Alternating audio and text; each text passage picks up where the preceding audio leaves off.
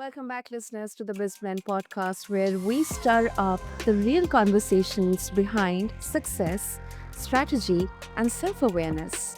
I'm your host, Sana, as always, and today's blend is going deep into what might be silently holding entrepreneurs back.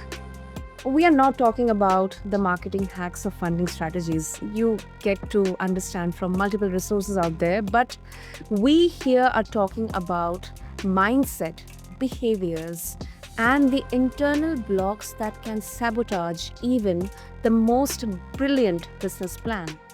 And joining me is someone who has seen it all from the therapy chair. Listeners, meet Tami Kiekhaefer. She is an LCSW yoga teacher, author, and the soulful force behind a thriving psychotherapy practice for over 2 decades. Her work blends clinical tools with holistic healing. And if anyone can help us unpack self sabotage with grace and humor, it's her. So, listeners, let's quickly dive deep into this soulful, interesting conversation. So, Tammy, welcome to the show, and it's such an honor to have you with us. Thank you. Thank you so much for having me. Okay. Tammy, so let's quickly dive right in.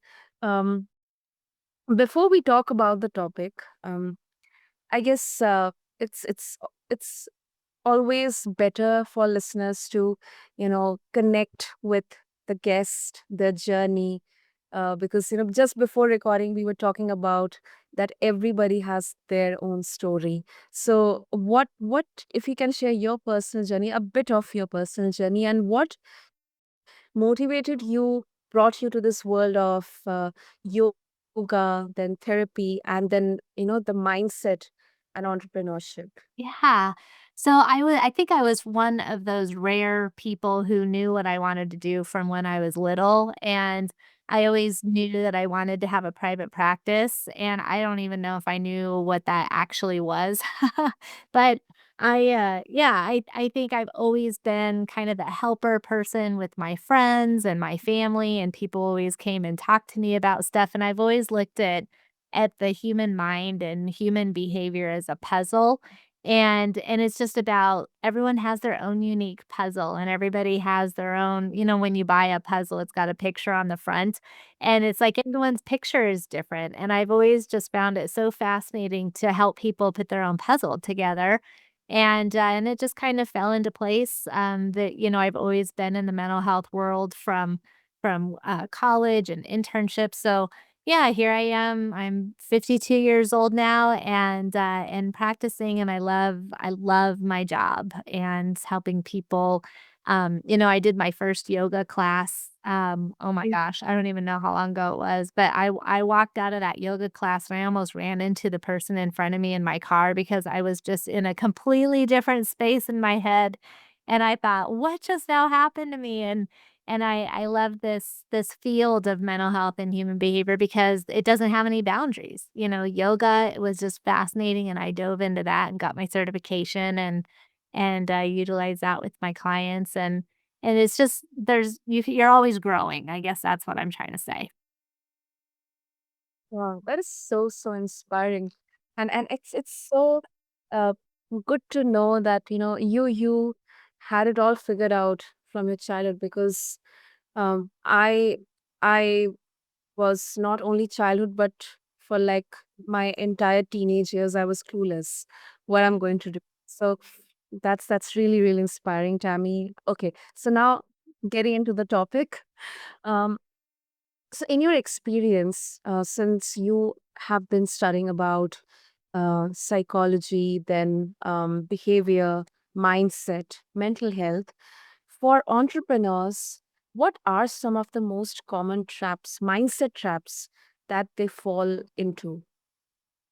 Yeah, and just to be clear, I knew what I wanted to do, but I'd had my own setbacks, as Yeah. well with my own mind traps, and you're right. I think that your confidence, how you're feeling about yourself, especially that internal dialogue, what you tell yourself is Mhm. so powerful. And I've always thought your perception is your reality, and if you're telling yourself I don't know if I deserve this. Why would anybody choose me? Maybe I'm not smart enough. I've never really been successful. So why would I be successful now? Just all those things that we tell ourselves.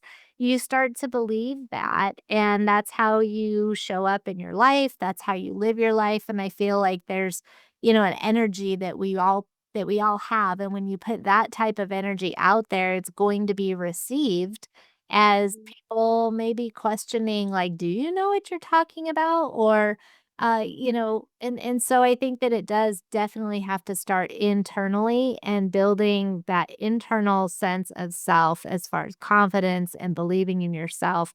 And even if something doesn't come easy to you, it's almost, when you said that you didn't really know what you wanted to do growing up, and it's so cool because you probably got to experience a whole bunch of things that you decided, "Okay, I tried this, but it didn't sit with me, so I think I'll try something else."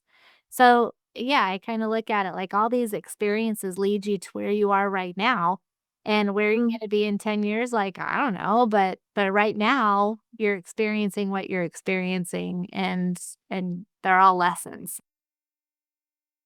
True, true. That is so true. Yeah, so my common mindset traps entrepreneurs they fall into. Mindset traps, oh my gosh, like, yeah, I think, you mentioned that self-sabotaging, and I think that mind traps really come down to something very simple, and that thing that it comes down to is a fear. And if it's a fear of I really try to boil this down to simplify things, but it's fear of rejection and fear of abandonment. I think those drive so much of just negative responses, or whether that's self-sabotaging, whether it's holding you back from trying new things, whether it's just going up and talking to somebody and trying to do some networking. Um, there's these fears that we all have. We all have insecurities, we all have these fears, but until you really take a look at it, and instead of asking yourself like, "Oh my gosh, what if I fail, or what if they don't pick me?" I mean, it's that thing, like, shift it around. What if they do pick you? What if they do like you? What if I do take this risk? Like, what's the worst thing that can happen? And, I don't know, I'm kind of, a thinker of, if you take some calculated risks, like, don't put yourself in a dangerous spot, but if you take a calculated risk, what's the worst thing that can happen to you? Mm. And also, uh, perfectionism because um, as entrepreneur or founders, we are kind of obsessed with what we are building. That's kind of our baby or dream, and sometimes there's that obsession behind perfecting everything, having everything under our control, and that kind of gets masked as productivity. But it's really just fear in disguise. So I completely agree with you. Yes, yes, that's so true. And perfectionism could almost be a defense mechanism, like, really, if you think about it, what is perfect in this whole world? What's perfect in your life? Like, do you know any perfect people? Um, Probably not. And so when we set ourselves to this standard, it's like it's just a setup to fail. But I think that we do it because for a moment it makes us feel like, okay, if I could be perfect, everything will be okay. So maybe it's this like false reassurance that we give ourselves. But then it only leaves you feeling less than in the end. Right. Right. And also, entrepreneurs, they're wired for resilience, but burnout is real. And it's very much common within, especially entrepreneurs. But the sad part is that it becomes really too late when they realize it. Mm. Because again, fear, anxiety comes into picture. that if I take a break right now, I'm getting things out of my hands.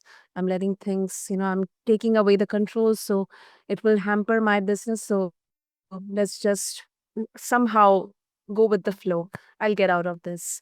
So, how do self worth issues show up in this entrepreneurial grind?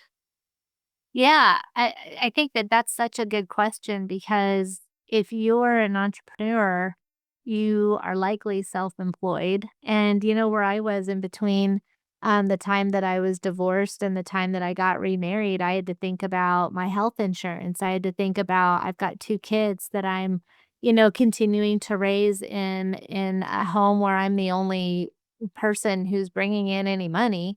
And it gets really hard as an entrepreneur, as a self-employed person, because there's the reality of the grind, like you said, and that grind can really start making you not enjoy what you're doing, and it can burn you out. And and it's tough, especially if you're just starting out. I think that there's a lot of factors to consider. So I think that then it becomes a balance of like, what do I have control over? Um, if you I guess I'm thinking of it, if you were to back up and really go internal, if you're if you're looking at what am I battling from my internal dialogue? What am I telling myself? What's my belief system? Am I encouraging myself? That's something that you have control over is your mindset. What you don't have control over, could be, somebody choosing to call you to work with you, for example.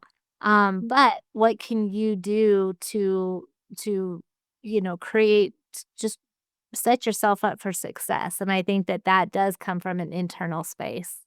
But you're right. I think that it is about balancing out that grind and how can I take some time to take care of myself or have some fun in my life or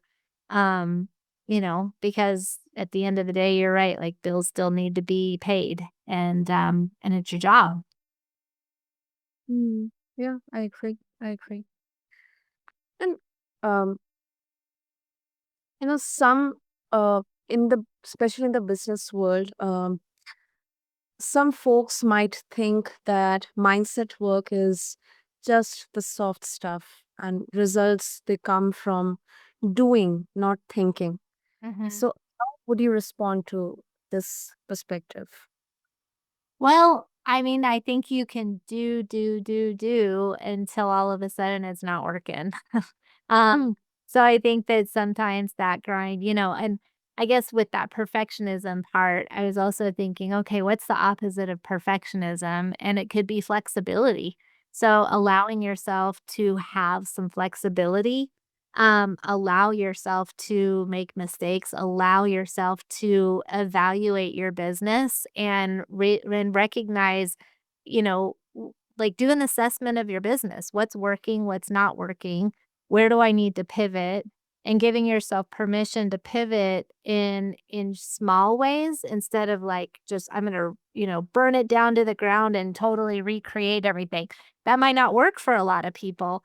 So what if you were to step back and evaluate, what's working and what small shifts could I make in my business that I could be comfortable with? But again, yeah, if you're in this mindset, have you ever been, you work for yourself, you're an entrepreneur. So, and maybe your listeners can relate to this too, but you've got this dream, you've got this idea of what everything should look like, and you're just grinding, trying to get to that dream and that outcome. But along the lines, like the world is changing or technology is changing or even just in your perspective in life over the course of 10 years your perspective on life changes and if you don't account for those things that you only have a tunnel vision of what you think you're supposed to succeed at, I think that that could be an outcome of some big burnout, imposter syndrome, doubting yourself, second guessing, who am I and what am I doing, because you're not listening to yourself and you're not allowing that flexibility of life to come in and make some shifts. Absolutely. And this is, I mean, I've gone through this. constantly hustling and having uh, no sense of time, having no sense of self that I Mhm. exist and my loved ones are there. I need to attend to them. And that whole process, that whole time spent, it eventually led to burnout. I mean, those were the signs which at that real time, I did not acknowledge or I did not realize. But that when the effects were so bad that I was kind of I mean, I was not able to do the daily activities. I was not myself. The things which I enjoyed a few years back or a few months back, I was not doing those. That kind of surprised me, actually. It kind of broke me into pieces. So I had to gather back everything, recalibrate, you know, get into that flexibility mode, and then recalculate everything, start from the scratch. And it is good. It was really, really good because that kind of helped me explore the genuine side of myself. So yeah, That's it so helped. important that yeah, that genuine side, like figuring out who am I now? And it's so cool as you talked about it, that you recognized it because things around you started falling apart. And if, the fact that it got to a place where it broke you, like sometimes that's what we need to say, "Whoa, enough is enough." And I try to encourage people to like your body is always talking to you. So if you don't listen to your body, all of a sudden it'll start yelling at you louder and louder and pretty soon, you can start feeling depression and anxiety, or you start getting sick, or you start fighting with your loved ones, or you start gaining weight, losing weight, sleeping too much, not sleeping enough. Like your body is always talking to you. And I encourage people to just really sit back and assess your situation and just like what's working, what's not working. And and yeah, but it probably, breaking down for you, did you find that as it built back up, it was something that actually worked better for you in the Yep, new. Yeah? Yeah. absolutely, absolutely. Yes. I started respecting um and I started listening to my body because um some of the signs were there which I was really, really surprised. Blood pressure or my sleeping patterns, they were erratic. Yeah. My blood pressure was high, which never ever, I was never susceptible to that. So that was really, really such a huge wake up call for me, that Yes. I'm still young, I shouldn't get this. I worked and I used to work out regularly, and that too surprisingly Mm. twice a day, morning and then evening, and I enjoyed it. I was so enjoying that schedule of mine. But after burnout, or when burnout I realized it, my schedule wasn't, it was not there practically. It was all erratic. I slept too much. I was frustrated. I didn't like feeling, waking up, going to work, or in fact, I love singing. I love listening to music. I did not do that. So when I got into that healing phase, gradually I started, my mind, my heart actually signaled that yes, now this is the time to do this, enjoy this, do that hobby. So yeah. And everything you just talked about, you just checked all of the boxes. Yeah. And and and hopefully the goal is to recognize it, when you're asleep and you're eating and your behavior, like, I always think like if I'm acting in a way that I'm not proud of myself, then I Hmm. need to double check on what else is happening in my life that is contributing to this. And I've definitely gotten burned out. In fact, when I was teaching yoga, um, Hmm.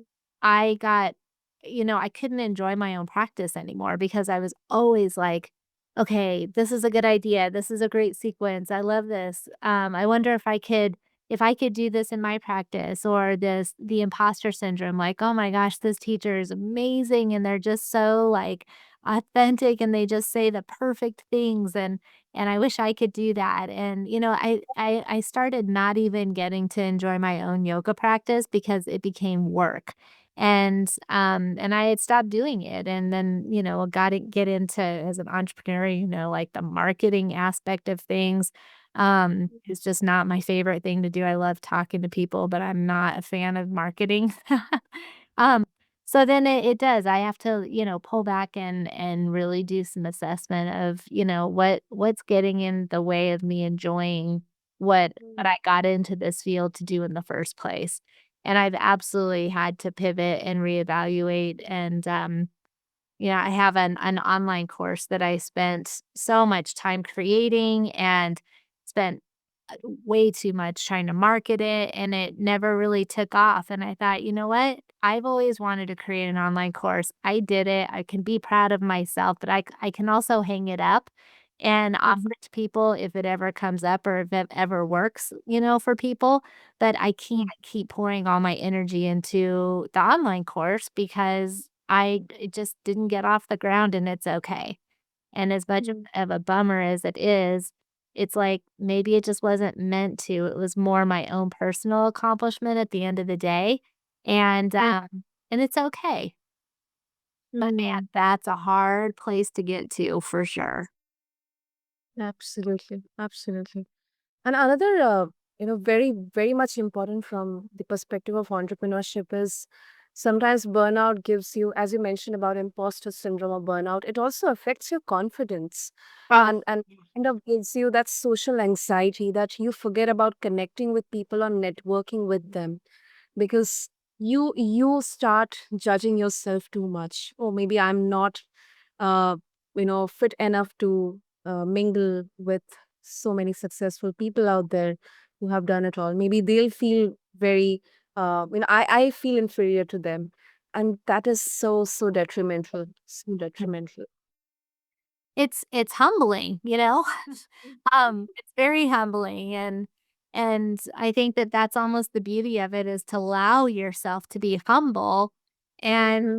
recognize, like, you don't know everything, and it's okay, you're not supposed to know everything. And even the people who you meet, I've had people where I put up on a pedestal and I'm just like, "Oh my gosh, like, I just wish I could practice like they do or talk like they do," or whatever. And then it's like, they have their own insecurities also, and it's fascinating if they open up, if you have a chance to talk to them and you look at them like, "Wait, what? You feel like that too?" Like, "Nah, there's no way." Um, but we all have them, and the only, the best thing you can do for yourself is just continuously have conversations, honest conversations with yourself, and check in, like, am I happy? Am I being authentic to myself? Am I burning out? Where am I putting too much energy in? Where am I not putting enough energy in? And I think that it's having that flexibility to step back, that can absolutely help your confidence, because then you're listening to yourself instead of, judging everything that you're thinking and feeling. Instead, you're listening, and I think that can absolutely help confidence. So true, so true. Great, great. So before we wrap up, Tammy, for someone who is listening and who recognizes, especially all our entrepreneur friends out there, if they're stuck in a negative loop, what's that first small step you recommend they can take toward shifting it? I always encourage people to first and foremost become aware of how you're feeling. You can't change anything if you're not aware of it.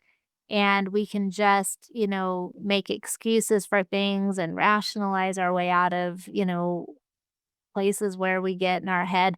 But I think that the first step is becoming aware, and then learning how to sit with the feeling, and trying to understand the why behind the behavior. If you're you're angry all the time, why are you angry? And really trying to peel those layers back, and I promise you, you're gonna get down to a fear of rejection, a fear of abandonment. And when you can really get down to these deeper levels, you can also make some changes and some shifts in your life and give yourself permission to to pivot, to to change some things or to take care of yourself. That is beautiful. And if our listeners would like to connect with you, Tammy, what's the best way to do that? Probably my website. It's, healthyhealing.net. I've got everything about me on there, what I do, and how to connect with me. It's got, I've written a couple of books that are available. And yeah, and I've got a blog and I've got a bunch of free resources on there. But yeah, healthyhealing.net is probably the best way to contact me through email or my cell phone. Yeah. Great. I have all the details in the show notes. And Tammy, thank you for this rich conversation. And really, I mean, you have really given us a mirror and a map. And this was really, really enlightening. Very, I guess, it definitely will resonate with so many listeners out there. So thank you so much. Oh, I'm so grateful. Thank you so much. Take care. And for everyone of all my beautiful listeners out there, your business growth is only as strong as your inner stability. So check in with yourself, get that self awareness, and give yourself some compassion. And know that rewiring your mindset is not just personal work, it is a powerful business strategy. And if today's episode has sparked something in you, share it with someone you trust and let this conversation continue. Until next time, I'm your host, Sana, and this is BizBlend, where business meets being. Thank you.